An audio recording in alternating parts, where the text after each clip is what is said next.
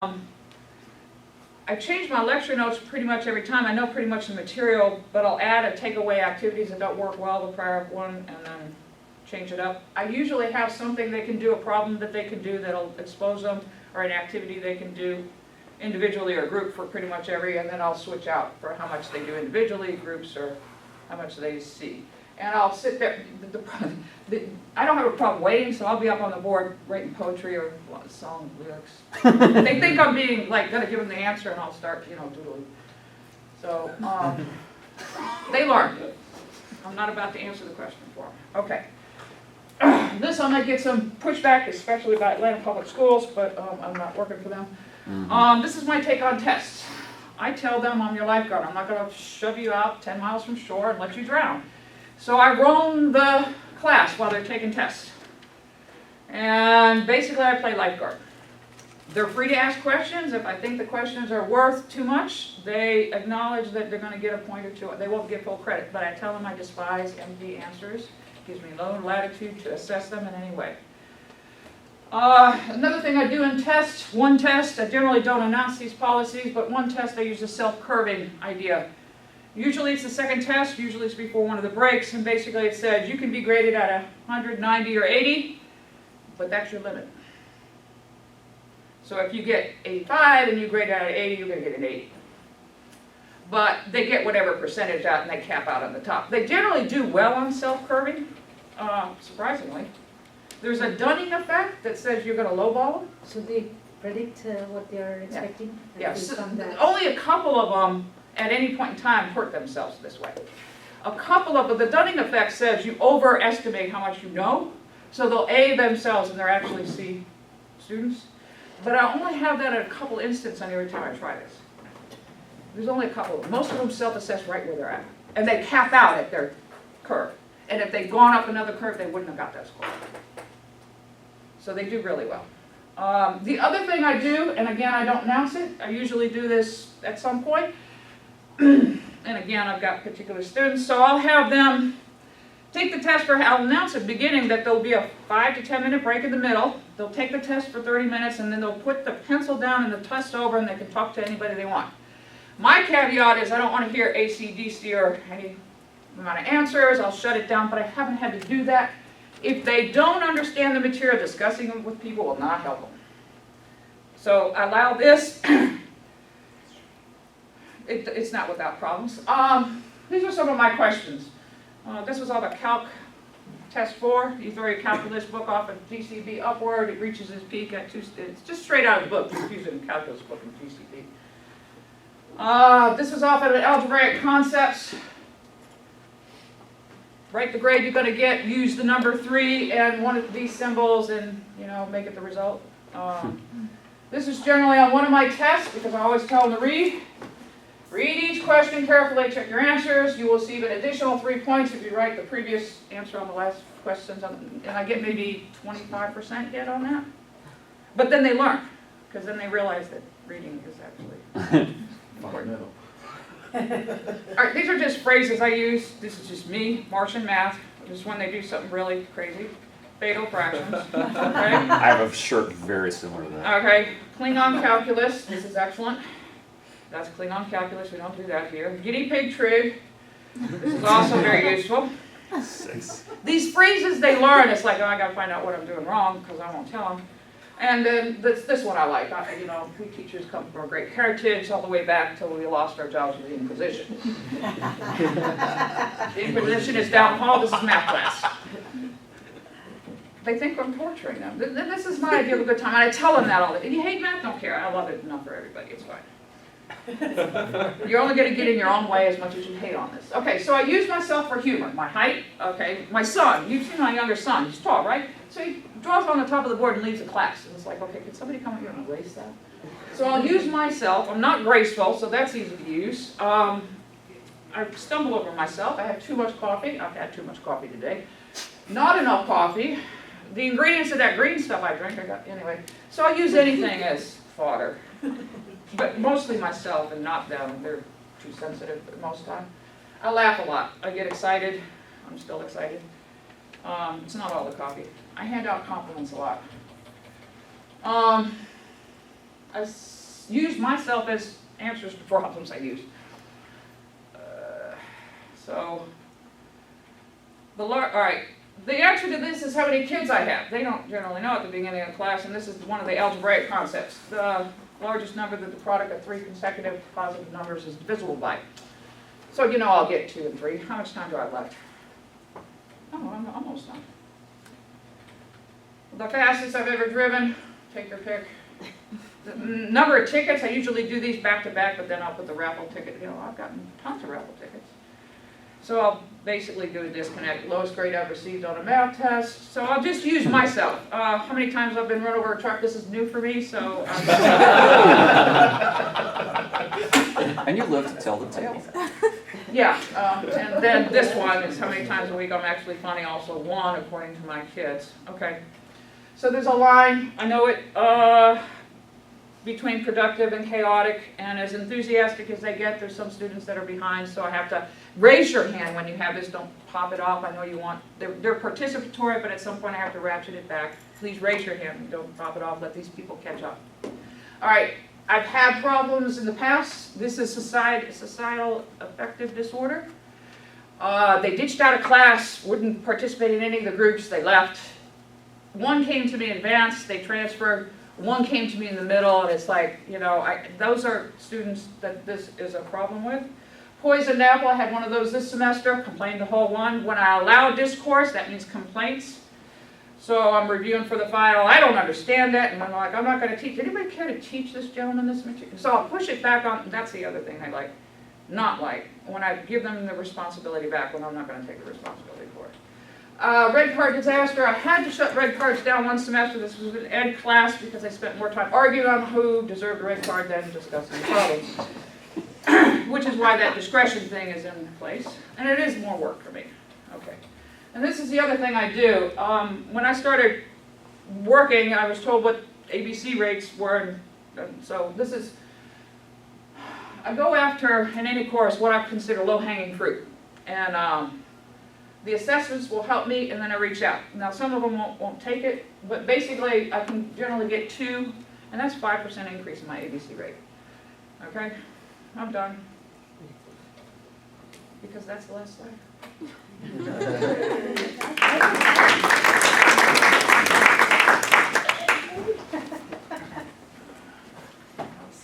No, you're going. I'm just going to pull up your the X out of my email.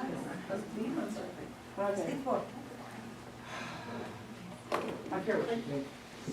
came in late. All right, hello everyone. My name is Kelvin Rozier, for those of you that don't know me. I've taught several classes. So I've taught mathematical modeling, college algebra, taught survey of calculus, and this semester I taught Math 099. Presented itself with some specialties in my opinion. But I actually enjoyed it. I've actually enjoyed teaching 099. So there are a couple of things we don't want out of class. And we all want something out of our class, but there are a few things we don't. I don't want somebody sitting in my class like, oh man, I be in math like, bruh. He's obviously not happy to be there, right? So I want my students to actually want to come to class. I want them to be happy to be there, engaged. The other thing that I don't want my students to be in my class is, I have no clue what I don't know. A lot of the times, and I've experienced it, I don't know about you guys, but I've sat in the class, you watch the teacher, work out a problem, and that's easy. You get home, you're like, what happened? That's a frequent problem. And I don't want that to happen, because if they don't know what happened or where they're lost in class, they're not going to know how to fix it when they get home. So that's something that I want to focus on in my classes as well. So, the first week of class, first day of class, the first thing I do is I set expectations. And I let the students know what they can expect of me. They can expect me to be on time. In fact, I'm usually in my class or at my class before the previous class lets out. They can expect me to be prepared. I like to know, or they can expect me to know what I'm going to teach and be able to deliver it. And then I'm going to be attentive. In other words, I'm going to look around the room. If you're not doing what you're supposed to be doing, I'm going to tell you. I'm going to pay attention to the class. And then I'm going to participate. This is what my students can expect of me. What do I expect of my students? The exact same thing. I'm not going to expect too much more of my students than I expect of myself. So I want them to be able to do the exact same thing. Be on time, be prepared, be attentive, and participate. All right, so the first 2 weeks of class are critical in my opinion, because that's usually when you're gonna get all your students in your class, right? Is the first 2 weeks. So there's an initial assessment going on. The students assessing the teacher's assessing the students. So some of the questions that the students might have is, does he know what he's teaching? You know?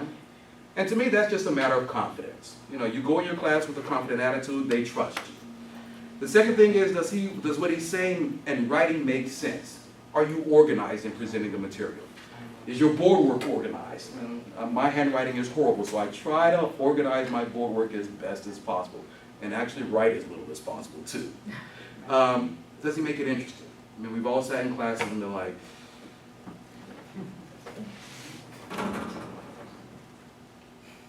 waiting for that class to end, because it's not interesting. So I try to make it interesting, and I do that with my boys, you know, with engaging them, pulling them into the conversations. All right, so me, what am I looking at in my class the first 2 weeks? Who readily participates, and how can I utilize them to help everybody else participate? I'm looking at who's spaced out, so I can go point them out so they won't space out. I'm looking at who's confused, because those are the students that are going to need the most attention. Those are the ones that need you to help them, to maybe sit by them for 5 minutes and work through some things. And then who's buddy-buddy, because sometimes they just have to be separated, you know. And there are methods that I've used to do that, and I'll talk about that in short. All right, so Dr. Rizzo in the retreat last week, you know, she made a mention of this. People are social beings. So in order to engage our students, we have to let them explore that social aspect. And in that, the first thing I want to do for myself is I want to be approachable. I don't want my students to think that he's high and mighty, you know, I can't talk to him, he's too mean. I can be that every now and again if I have to be, but I like to be, you know, congenial to the students. So I want to make sure that I'm approachable. I also want to make sure the students know that I care. I care that you know this, whether you care or not, I care, you know. So I want to make sure that they know that. And then I want them to know that I'm human. I'm not just up here as a robot dishing out the information, because that's sometimes what we get, you know, and that's just the truth. As far as the academics go, you know, to complement that social aspect, it has to be interactive. It's always a give and take. You know, I give you a little bit, I'm going to take a little bit from you. You give me a little bit, you can take a little bit from me. You know, it's a give and take type deal. I want it to be challenging. If it's not challenging, then they're like, what am I here for? I already know this. You know, so I want to make sure that it's challenging. And 999 gave me a good opportunity to do that, because I was able to see what they were able to know before they even got there, you know, with their diagnostic quizzes. And I want to show them that this is actually applicable, you know, that you can actually use this in everyday life. And that's kind of interjecting real life things into the classroom. All right. So teaching, I do a mix of individual and group work. I try to do more group work, but depending on the class and the structure of the class, you know, you give and take, you know. And sometimes during the course of a class, I might decide to change it up. I might start them with individual work and say, okay, let's get into groups and work these things through. So that dynamic changes as it goes. I always try to relate the previously learned material, because sometimes we forget what we learned last week, you know, so I try to relate it to the current material and things going forward. And then I want to just facilitate mastering the current concept. I don't want to just dish the concept out. I want to facilitate it. In other words, I'm going to put it up there, give you what you need to know, and let you work through it, you know, just to help you out. That's what I'm there for. And then I want to guide the exploration of higher concepts, you know. If I teach something, I want to say, okay, let's snatch this out of here, and I'll show you an example of what I do in that case. All right. So some of the challenges that you can face while you're teaching, or that I faced. People learn in different fashions, so one thing is not going to cut it for every class. So my choice is I try to mix it up, you know. There are days where I'll do group work, days I'll do individual work. There are days that is hardcore, you know, this is what it is, this is what it is. And then there are days that is very lighthearted, you know, and work through it. Keep them guessing so they're like, I don't know what to expect when I come to class, I just know I'm going to learn something. That's kind of one of the theories that I have. Keeping students on task. In group work in particular, if you got these buddy-buddy groups, it's hard to rein them in and make them do their work and not talk about, you know, last night's football game or somebody's concert or whoever was where. But I handle that with roaming through the room. You know, if you're active, you can kind of rein people in a little bit easier than just standing up in front and letting everybody else be out there. And then the other thing I want to do is or the other challenge is covering the required material within the time constraints. Particularly for 1111 and 099. We try to cover everything in some cases, it's almost impossible. So you try to create ingenious ways to integrate everything to where they're still getting the information they need within the time constraints. Right? So some examples of how I teach, or some lessons. So for absolute value equations. So before we even get to this section, we've already gone over how to solve linear equations. We've already gone over how to solve inequalities. That's what I write up on the board. That's it. I may do an example depending on if they've already had their mile hours or not. If they have had their mile hours, I won't even do an example because they should have seen it. If they haven't had their mile hours, I might work an example on the board, but I tell them, you've already done this. You've already done this. These are just the new rules that we need to apply. And let them work through it. One of the other activities I had was this. So one section we deal with circles. So this was one lecture and this was a lecture maybe 3 weeks later. Giving them something that they've already seen, but just in a different format. The circles one was to figure out what is the center of that circle, what's the radius, the diameter, and I asked them to find the area of the entire object. So that was their challenging part. A few weeks later, we say, okay, we're going to work with polynomials. We need to know how to multiply them and yada, yada, yada. Here, find me the exact same things with this. I want to find the radius, the diameter, the circumference, and I want you to use 3.14 for pi and give me the simplest answer you can give me. In other words, simplify your solutions, So this is kind of the way I kind of integrate various types of topics that I teach. Bringing back the old stuff, incorporating some new stuff, and then expanding it. So for the circle one of the things that I do is I say, if they don't get it, which was surprising me because one of my classes actually got it, I ask them, because we don't talk about the distance formula in particular in this class. But I asked them, how can I describe that line? Give me an equation, And then 0999, they're kind of a little iffy on that, And I tell them, what's the same? What's different? You found me the centers of those circles, what's the same and what's the difference? If the x stays the same, the y changes. The y stays the same, the x changes. And they were able to connect those two. So I was able to put a little bit of geometry into the algebra. I was able to put, some of the past things and then reach for something, further. So those are some examples that I have. So in conclusion, there are 4 things I try to do. I want to be myself in reason. I want to make sure that I'm attentive. I want to be concerned. And I also want to be available. Because students, when they have a teacher that's available to them, then they're more likely to utilize it. As opposed to saying, hey, this is when you got me and that's it. I want to be available. Thanks.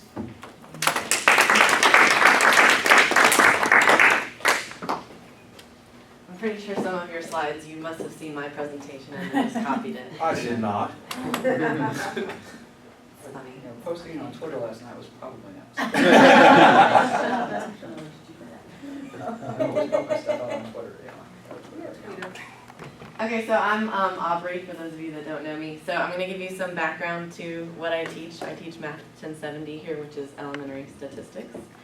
And similarly to how his class is set up, I meet with them once a week and lecture for 50 minutes, and then they're required to go to the Mile Lab for 3 academic hours or 2.5 hours in real time. And they're assigned their breakout sessions now, which is different than it used to be. But in general, the normal course load is 6 per semester, 6 courses. This semester I'm teaching 8. You're also teaching 8 this semester.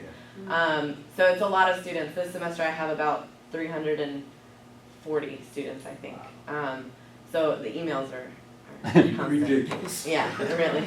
Especially when you respond to them quickly, because they're just like, oh, they treat it like texting. Yeah.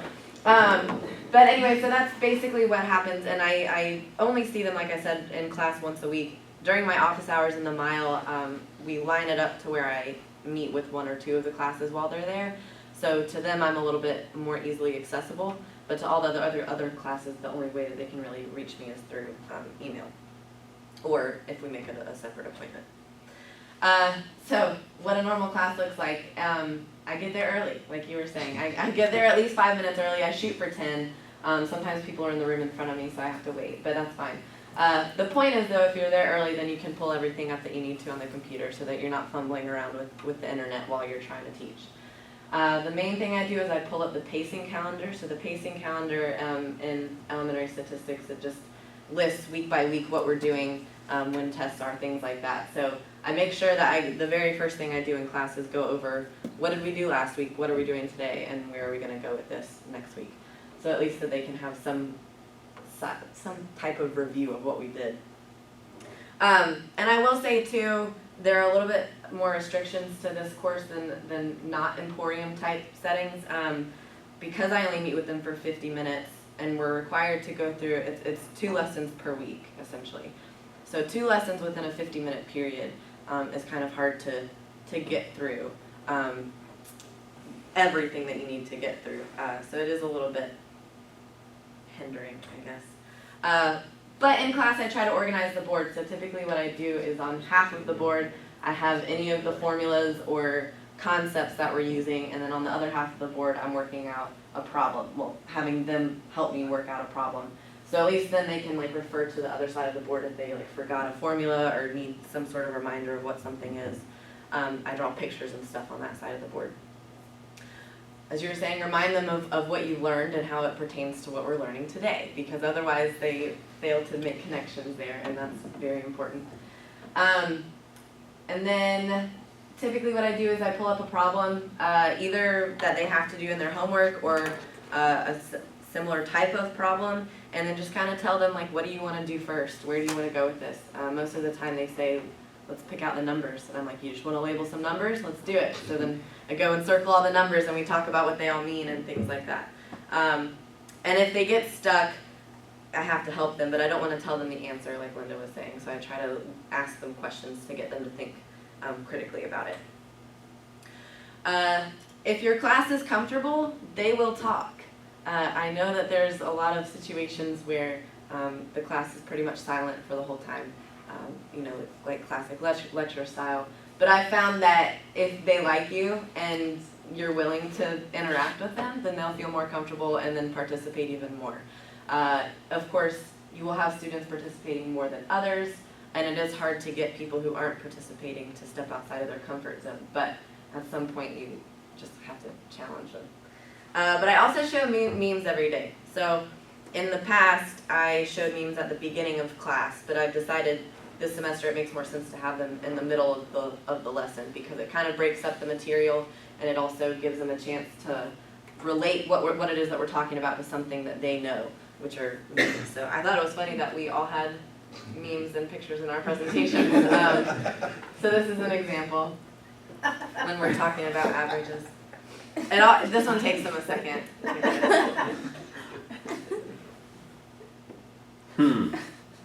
It makes nice to think about it. What does binomial mean? Like why? Oh my goodness. So for helps with hypothesis testing, they struggle with the conclusion. So this might help them remember what's going on. Okay, like I said earlier, I have them lead me through the problems instead of me just working out a problem on the board. As both of you are saying, they can find that elsewhere. So as an example, these are the notes. These are actually developed by Dr. Meadows for the course. And we're all encouraged to use these notes so that it's more kind of stabilized in terms of what we're all teaching. And this semester, more so than the others, I've started to kind of deviate a little bit away from that, because and these are great, but I want them to really get their hands dirty with some problems working these out too. But just as an example here, this is where we're introducing the mean for a binomial distribution, and this is also where I introduce the concept of expected value. And so as soon as you pull up notes like this, they start writing down the formulas. That's the first thing they see. So they're not paying attention to anything you're saying right away. So I let them write it, and I'll be like, I'll let you write it down. Okay, now we're going to talk about it. And I'm like, without even looking at this board, if I tell you that I'm shooting 10 free throws, so I'm shooting 10 free throws, I make 70% of my free throws. How many do you think I'm going to make? And immediately, 10 people shoot back 7. And I asked them, I'm like, how did you know that? And they were like, well, it's just 70% of 10. And I'm like, okay, what you just did was how many trials I have here, shooting the basketball 10 times, and then the probability that I make each shot. And I was like, so this is what we call the expected value, because that's what you would expect me to make in that situation. And I think that really gets them to kind of, I tell them it's a very intuitive thing. A lot of you are going to just memorize this and you don't know that it's intuitive, but it is very intuitive.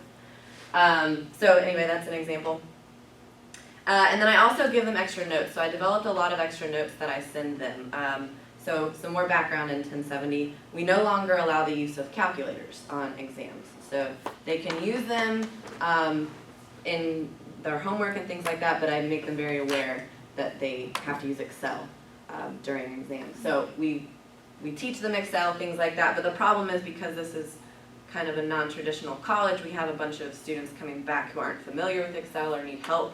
They've never used it before, things like that. So you can't assume that a lot of students don't even know that you can do 2 plus 5 in Excel. They don't know that you can do simple math like that. So you have to explain it to them. But this is an example of just a little snippet of the extra notes that I give them.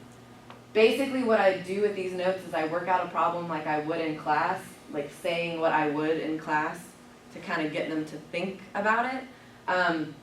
I know a lot of the students probably don't read all of that, but I do think for those who are trying to actually understand the information, I get really good feedback from these notes. But as an example here, we're finding a test statistic, and so what I do is work it out and then take screenshots and stuff, so show them what this is and how it looks compared to the actual handwritten formula that they're also given on their test, things like that. And then I want them to know, what does it mean that we have a test statistic like this? What is a test statistic?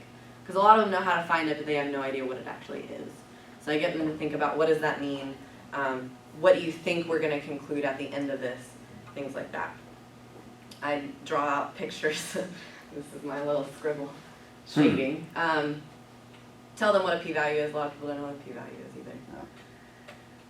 So the biggest thing, and I think we all agree, they need to know that you care about them. Because if they don't think that you care, then they're not going to care about the class at all. So I give them a mid-semester survey different than the one that the department gives. I ask them a couple of questions on there, like what are you expecting to get in the class? How much extra time have you been spending? What's one thing that I can do better and one thing that I am doing well that you appreciate? So, and then this semester especially, I actually calculated, I put all of their answers into, this is handwritten, put all their answers into Excel and kind of showed them some summary statistics about it to let them know that like I actually went through and analyzed this and I'm going to try and improve on things.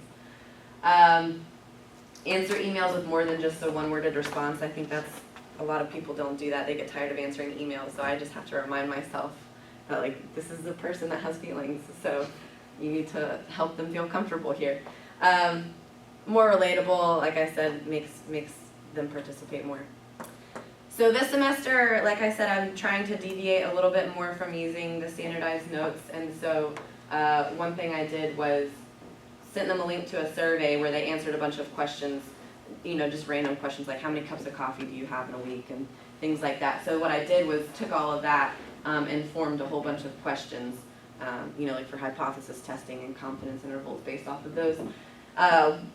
One, though, I did an activity for the confidence interval. So this is actually page 1 and 3 from the activity because they were the prettiest ones.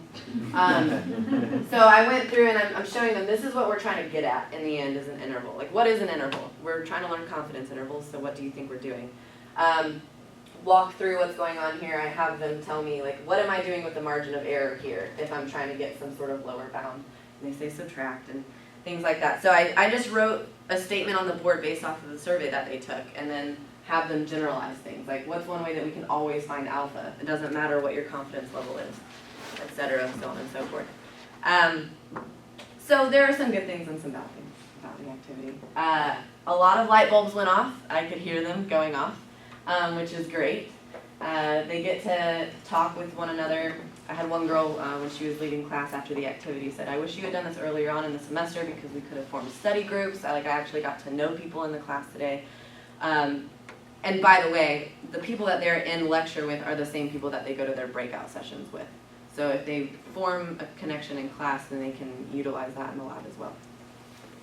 I can see where students are getting confused, and I already know where students get confused, but it's good to go in and see the details of specifically what is causing it. and then students are willing to be wrong more around their peers than they are in front of the whole class. So that's good. Some things though that didn't really work. Some students didn't get into a group, so it was kind of awkward for me to be like, okay, join this group over here. You learn what I could have changed. So some of the questions on my activity were a little bit apparently worded not very well. So at some point students got to the question, they're like, what am I, like, what are you asking? And I'm like, okay, that was my fault. Let's talk through it. I think the hardest thing was that students took the activity and they understood what was going on, but then they're so geared to taking their test in my stat lab that they kind of dropped all of the knowledge that they learned in class to try to go back to my stat lab and just answer those questions because they know what to expect in my stat lab. So I need to figure out a way to make a connection between the two so they don't completely just forget what we did in class. Plans for the future, I want to start activities earlier on in the semester so that, like I said, first of all, get them actively engaged and get them to be expecting activities because, as we all know, that's the hardest part. A lot of students were very resistant and even weeks and weeks after that activity wrote, stop doing activities. I was like, we did one activity.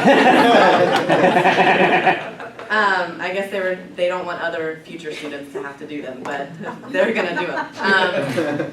Or have some way to organize the groups. Again, it's hard because I have about 340 students. It's hard to get to know all of them, but you can understand the dynamics in the classroom and kind of do it by class, but working on that. I also want to record my lectures and make them available, but you have to kind of go through some stuff to do that legally, so working on it. But anyway, I think that's it.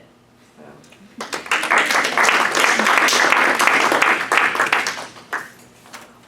Okay, so we put together a few questions for the panel, so if you guys want to come and sit next to each other, I guess.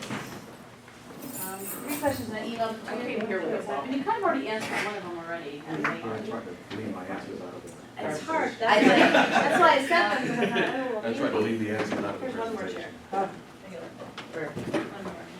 Okay. So we're thinking maybe a 2-minute response, 3-minute maximum, just to kind of get a conversation going, and then if you have questions or comments. Right in that line. You can So I ask. screwed it over. As well. Should it turn off this? Should I turn it up? Yeah. Probably because we want But I like video. being They in the want video spotlight, as well, that's yeah, why- that's what we that's done what- with video. Right, so the first question is, and some of you might have answered some of it in there, but if there's something different you'd like to say. And I'll set a timer for 2 minutes. Okay. Okay, so I'll do that so that you can. Here, it'll be like a chime. The chime is supposed to be very relaxing. Due to audience perspectives and previous experiences, all courses hold specific challenges in getting the students to agree to engage in the class. Talk briefly about the specific challenge or challenges you have faced in class and what a successful resolution looked like. Can you repeat that one more time? Aubrey. Okay. That's okay. I read them already, but I forgot. I forgot my answer. You're sorry, I should have given you each a page, my fault. Everyone here had one, I forgot to give you. Oh, that would help. They Yes. got one, we did. Rude. So all students come to your class with their own perspective of life and Okay. their own previous experiences, and so they may or may not be willing to engage, some more than others. So what was maybe a specific challenge that you faced, and then what did a resolution look like that you were satisfied with, that you felt successful engaging that student? These are basically for us to learn from you. I'll go first. Aubrey. One thing specifically, like you're saying, is a lot of them have different majors, so a lot of the questions in my stat lab are kind of automatically set to be, like we gave people garlic, how did this affect their blood and whatever. And so I think that does appeal to some of the students, but that doesn't appeal to all of the students. And so I tried to use a variety of questions. There's one of the questions in the notes that talks about Twitter, so like I made sure to do that one instead of one talking about people dying on a ship, because that's morbid. So I picked questions that I try to get them, that they relate to better, but then also, like I said, I did that survey this semester that I think really helped, because even if they didn't complete the survey, by the way, 90 people out of 340 did that survey, but 90 is enough. even if they didn't do it, they knew that their fellow classmates did, so I think they still somehow felt included in on that group, especially because we're learning about how proportions are representative of the population, so it kind of works out. But- Okay. Does anybody have a question or a comment? Okay. So one of the ways I direct my classes this semester particularly is I give them very minimal. And I put questions on the board and say, here, you know. And sometimes whether it's group work or individual work, you have those students that just sit there, you know, and don't want to do anything. And I think I mentioned it, what I generally would do is I'll walk around. You know, if they're not doing it, I'll what's going on? I will get right there. And I mean, no one wants their teacher sitting right next to them, so they start working. It's one way I kind of, I don't want to say force, but encourage, you know. Encourage them to engage. Because they don't want me sitting right there, you know. So that says, okay, either I do what I'm expected to do, or he's going to sit right here next to me while I do it. I'm good with that. You know, you make your choice in that. And that's kind of one of the things that I do. It's kind of unorthodox, but it works. It works. Do you ever get pushback on that? Who are they going to push back for? I do their grades. I think it's self-reflective to some degree as well, because they actually see what it looks like. If you go up there looking like that, they're like, oh, Exactly. that's really what it looked like? Yeah. Yeah, it's kind of like what you look like, and Yeah. I think they start to see that's the investment they're making in the class. Well, one of the things too is that students, for whatever reason, don't realize that teacher sees everything. And for me, I hear everything as well. I have very good hearing. So there are times you know, in the back of the class, they're chit-chatting. You don't want the class to know what you're talking about. You might not want to chit-chat in my class. Because I'll tell everybody else, okay. Also, Johnny went out with this, you know. You're like, you know, they have this stunned look on them. That's not what you should be talking about in this class. I need you to be participating and engaged in the class, not, you know, things that happened last week. Questions? Okay. Linda? So, I get a lot of pushback in the ed, and I'm pretty good about not taking responsibility, I'm pushing the responsibility back. I don't really take that bait. But they ended up proving the point for themselves, because I asked them to design another problem that they like better, and they ended up designing horrible problems that are even worse than the ones. It's amazing, because when they try to do simpler problems, they realize they're, you know, that's too simple, so when they get struggling. But the other thing is, again, the students that don't do well, you ask how I do, sometimes I carry around a deck of cards, now my daughter has them now, but I hand out, you know, all the spades in this group or all the fours, and that's how I group them on different ways. Yes, Do the same thing. but it stresses them. And when I'm around, one of my modes is I'm gonna pick like spades or clubs to do the presentation. I've had students cry. So it's a matter of, yes, it's not pleasant, so you sit there and you keep talking calmly, and you keep talking calmly, and you keep talking calmly, and the other group, it's a problem. But they get stressed by it. And again, I don't think I'm torturing them, inquisition aside, but I do have some compassion for their struggles. I just, however they want to handle it, because some of them leave, but the ones that stay, it's just like be there, be present. And I'm really not trying to make them cry. I'm really not trying to make them cry. So if you haven't had crying students, I don't think I'm that bad, but all right.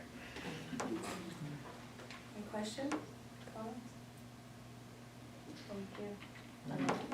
Leslie? I'm sort of Thank you. addressing it to, at least two on the panel, had taught coordinated courses, and of course, as a coordinator, I'm kind of, I have a vested interest there. But I wanted to know, like, for instance, I like Aubrey said, I provide lecture notes. Is that actually hindering you in terms of what you do? The reason I try to make everyone aware that those are there for them, but they can do whatever they need to do. But I think that might even like be more hindering than I thought. And so I just wanted the answers to that. Is that actually hindering? Well, I mean, I still use them sometimes, but it's not hindering me because I kind of do what I want Right, anyway. but you're aware that it's okay to do. Right, I think Okay. maybe some people fall back on the notes. They don't wanna take the time out to design their own lesson, so they use the notes just because it's easier. But there's nothing really that you can do about that, because if they make their own notes, what they make it worse, I don't know. Yeah, one of the reasons for providing the notes is because for a lot of people, it is a first-time experience. Mhm. And if it's given, an assignment given to them at the last minute or at, shortly before they're to teach, it makes them a little bit more comfortable Right. to have something. But, that's something to consider, because maybe it is more hindering than it is. Can I tell you the number of students I've seen just read those damn things? That's their class, reading your PowerPoints. And before that, I saw them reading the Pearson Yeah, PowerPoint. it's- And that's what, I wanted to specifically keep them from reading the Pearson PowerPoints, because a lot of times They're all nervous, they they're were, not they doing were what they should be reading doing. things that weren't even relating to things that we were particularly focusing on in the class. They would even go over sometimes concepts, I think, that we weren't even really covering. They were just trying to go through those Cram. slides very quickly. So, but this was just to give a basis, because in reality, it's just when someone's given this as a first time and they don't know, then it can be difficult. But, I understand, but I was just wondering if that is too limiting, and maybe that's something that I should not do in the future. I taught 1101 one time, which was a coordinated course. They gave me the book, but they didn't. I mean, it didn't take a lot to pay attention, and it doesn't take a lot. I didn't need to use the book or the notes. I needed to know the ideas they were going at, what they're going to be tested on.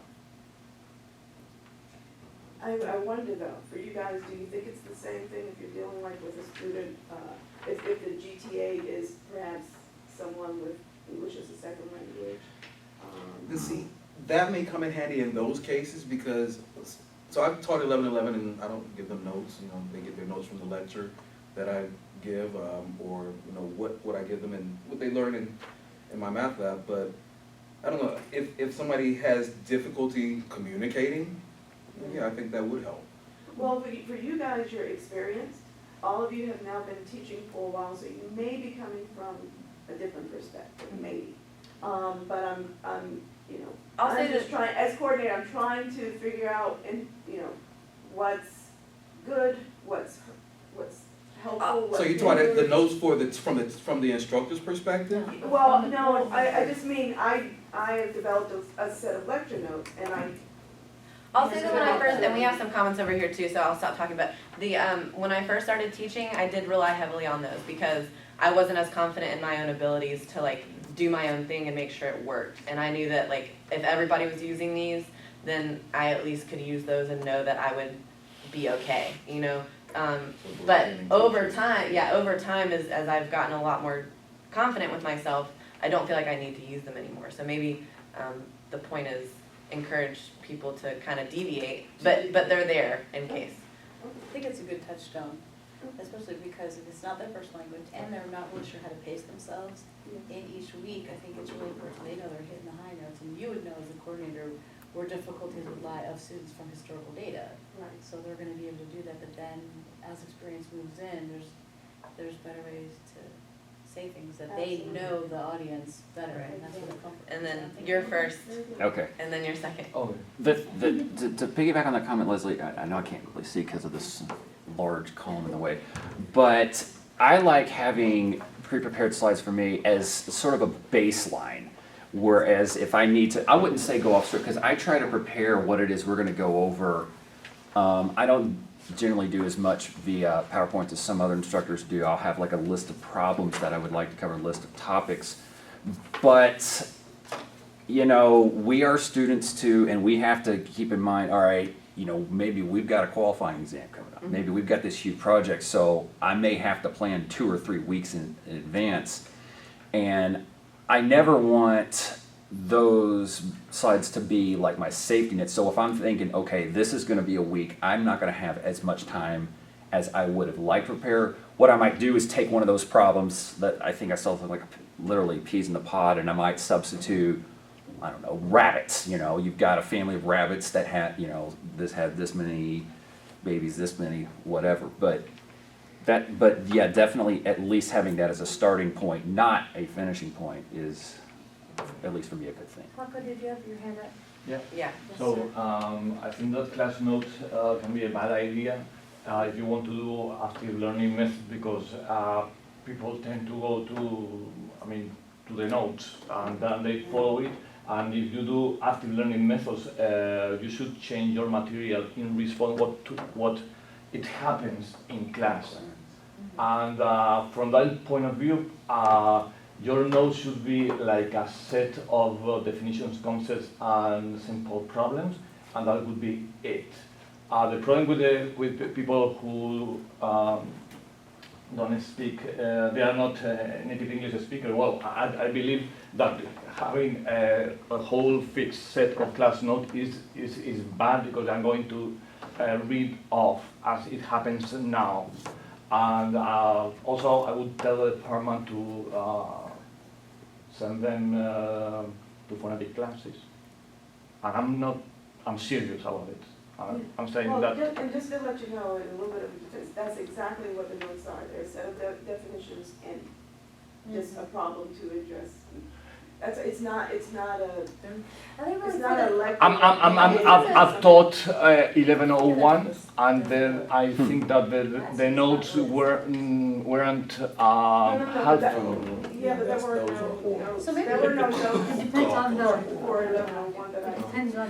No, there are notes. The one, There are notes. Every single one of those They got 'em. 1101 instructors are reading off the same freaking PowerPoint. yeah, and Yeah, they are yeah. horrible. I taught it. But I didn't use it. the good thing about that is I didn't use it. I just used it like 3 weeks, and then I found mistakes in the book that I was correcting with my students, and they learned a lot from correcting the mistakes from the book. For hours, and it's similar to the way that you. When I taught 1101, I It's just looked definition. So sorry, Cedric, I couldn't hear. It's just a definition, a statement of a problem without the problem being worked out. Yeah. So there are no errors to be presented per se, because they work out the exercises with the students in class.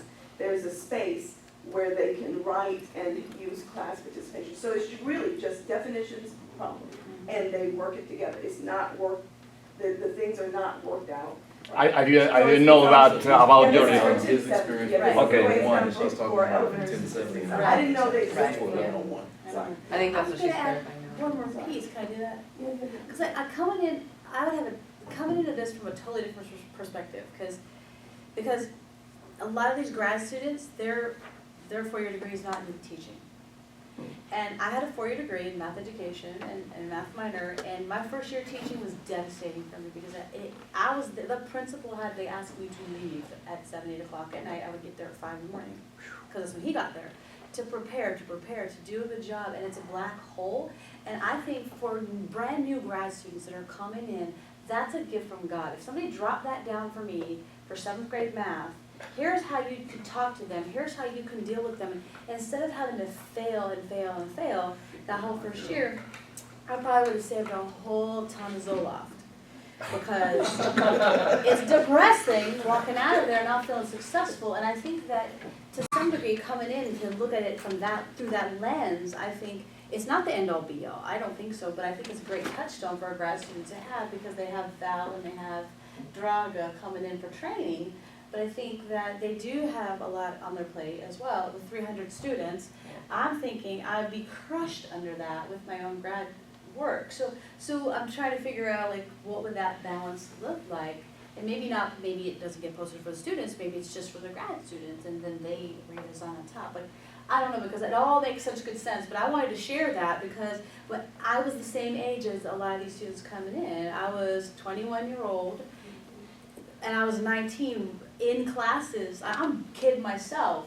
So that's a brand new lens that a lot of us, if you're in the classroom 2, 3 semesters, you're a pro.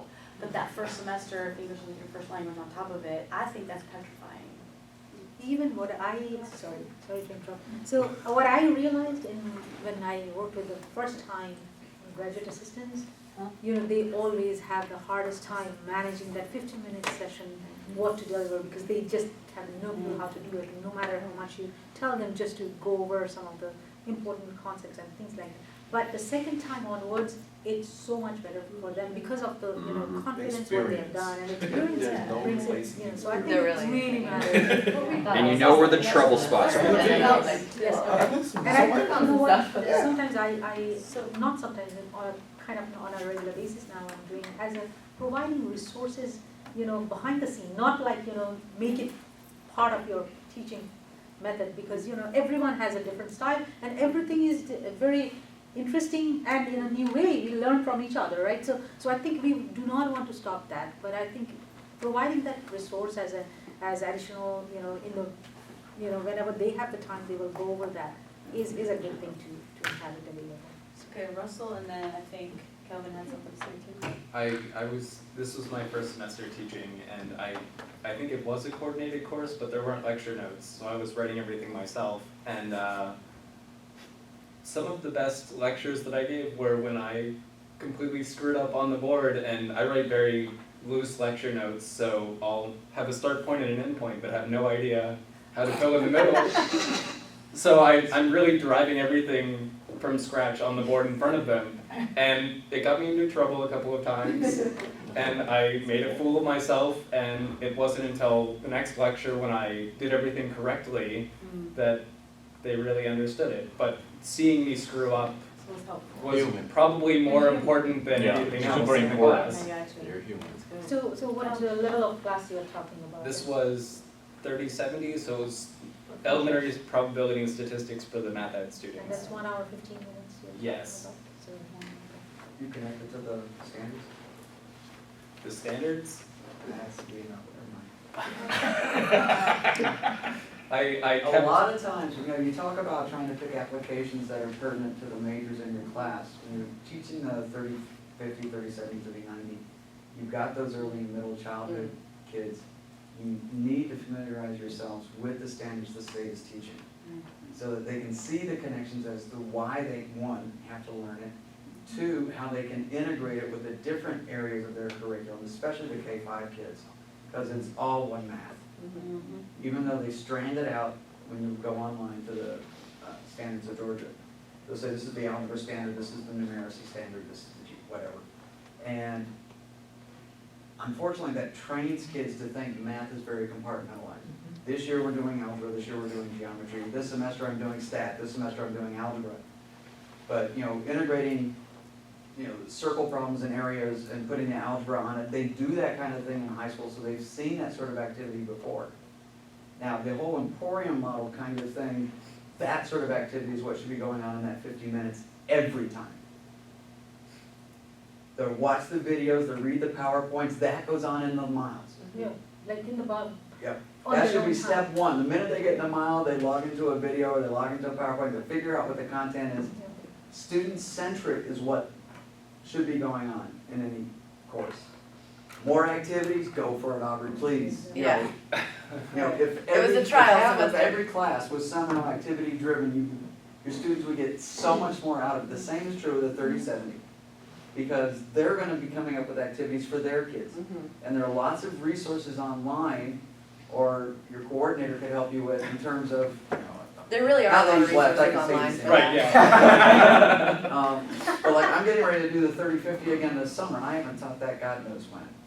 But I am pulling all these activities that they can use in their classroom for the grades 3 to 5, 1 to 3, because they don't know the geometry, but yet it's still the thing that they're gonna have to be teaching.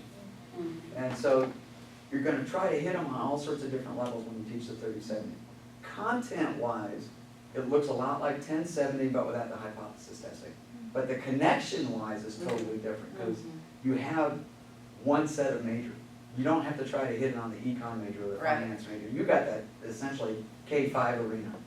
So I the problem was- you should have had was what standards is all this linking to? I did try to draw connections to other math, and I knew that they were education students, so most of my class activities were about getting them engaged in the classroom Mhm. as if they were teachers. I gave them a quiz which was design an exam for our upcoming exam, and then, then I gave, Those are always scary. I've done those before. I gave them very detailed feedback on their exams, and I told them, this question is terrible, this is how you can make this question better, or this is a good question, this is why this is a good question. And I thought that it was a very successful exercise, but the whole class was geared towards teaching them to teach as well. I know, I taught a workshop for some current middle school teachers, and we were doing a simple experiment probability. And I made them write down that we were gonna do this 25 times. We were gonna toss a coin, but you had to predict before you tossed it whether it was gonna be a head or a tail. Okay, no writing down tail, head, tail, head, tail, head. You flip a coin, write it down, flip it. I did that too. And after a while, you know, everybody at some point had a streak of so many heads in a row, and so there was the prediction and the actuality. And so they're looking at what they think is gonna happen and what happened. And then when they got that string of tails, or they got that string of heads, they automatically on that next one predicted it would be the opposite. Gambler's fallacy. And we had a big discussion as to why. Why would you pick differently just because this happened?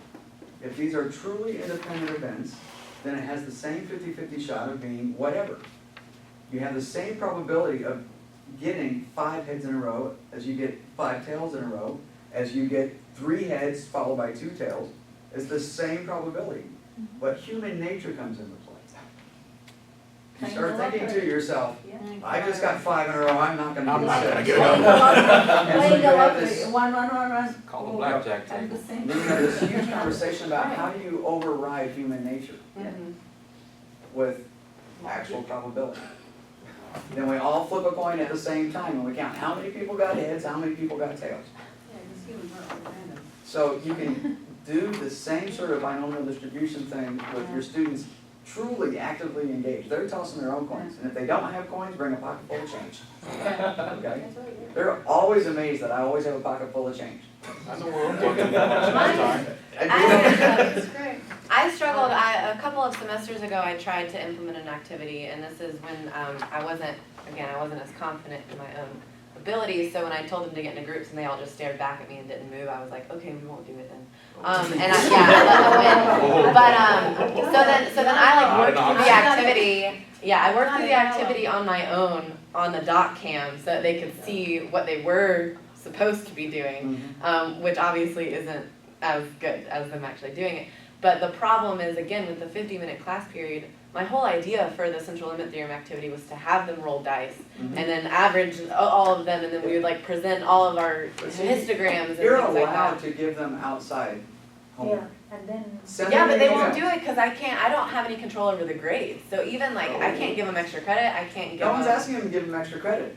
Before class, do the following experience, bring the results with you. That's exactly. And what Do not happens bring if If you you do not don't bring do the it? results, you get no credit for Yes. being in class that day. Yeah. Period. Leslie, can I take away their attendance?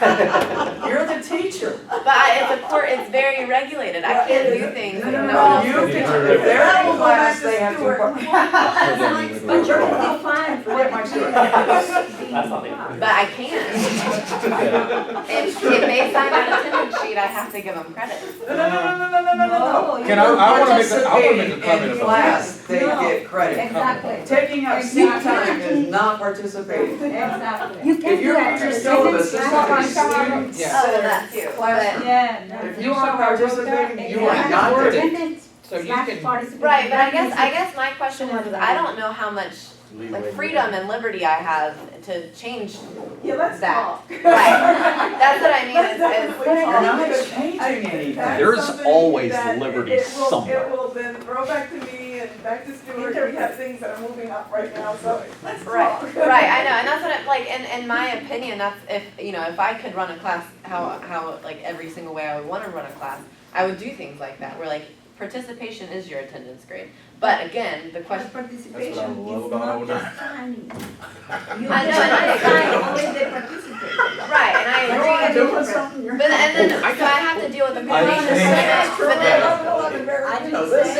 Well, I have, Most people Because I have who used that as do an important, You are don't not have to- doing an Emporium model class, and it is not a coordinated class, it's not Emporium, don't have an attendance, right? right, So that we have it so that they come. Otherwise, the research has shown they don't. right. They won't. But just coming to class? And it's not for like, it's just mainly it's for breakout session, it's for, when I say breakout session, it's for the mild time that they won't show up. Right. But, you know, Well, they don't lecture find it maybe a useful. certain thing. But the catch to this is with the Emporium model, just coming to class doesn't cut it. Yeah, It just doesn't. That attendance grade should be really completely replaced by a participation grade. Because if we're going to do the Right, Emporium that's a model, whole restructuring of how that's done, and we can talk about it. That's one thing, I've told all of the GTAs that we're open for discussion. Let's talk about it, anything that needs change, we can possibly implement it, but let's agree as a group and let's make sure we go for it. Because we have to be very careful with these courses in terms of what's done and how it's done. So I'm open to that. Right. But let's have discussion, Right. especially include Mike Stewart in that Right. discussion, because, you know, as the undergraduate director, things will come to him, and we need to know that we have his support before we go on. Right. But I think with to things like just that. say what you started the discussion, I think is so important, and I think I would value that so much when you have activities like yours, just few, you know, to make the class easier for the new, you know. I did, and that day with the GTAs and- activity, that was my attendance. I didn't send the attendance sheet around that day. I So said, what- if your name's on the activity, that's what I then do you'll as get well. credit. But that's still technically signing a sheet of paper. They might not have actually talked to Whether you teachers, use you it or know? not, So a lot it's of times something I have- different, but you Leslie, can- I got a concrete idea for you, I'll share. I enjoy not having Right, yeah. anything to stand on. Okay, so these are resources. Yes. Just come. Right. And I can't say that my lecture notes would vary much from like Leslie's lecture notes. I just write definitions so that I get them exact, and I write examples that I don't know the answer to. And my class knows that I don't know the answer. But I think it is a good thing for having those resources available. that you Okay, should- Yeah. Another department? Okay, Rebecca had to leave because she has a student coming to see her. Do you want to make Well, additional comments well, quickly, and then we will just, it was going to And be rehashing formally. something other, so we can, I don't want to Okay. rehash the whole PowerPoint deal. It was just a Okay. matter of saying I don't like them at all, okay. period. Well, let's thank our panelists.